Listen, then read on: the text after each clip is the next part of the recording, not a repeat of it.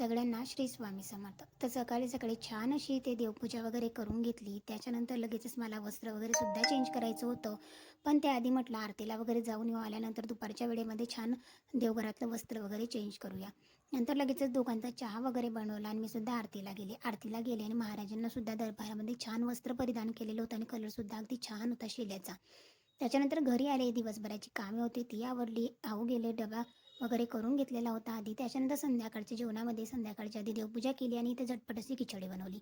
कारण उद्या म्हटलं एकादशी आहे म्हटल्यावर खिचडी खाता येणार नाही आणि आम्हाला आठवड्यातून 2 वेळेस तरी खिचडी लागतेच.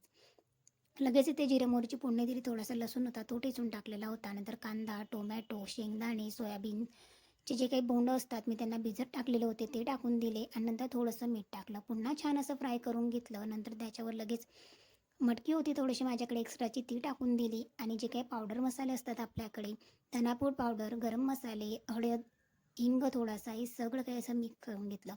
छान असं मसाले तेलामध्ये सुद्धा परतवून घेतले. लगेचच त्याच्यामध्ये तांदूळ वगैरे टाकले.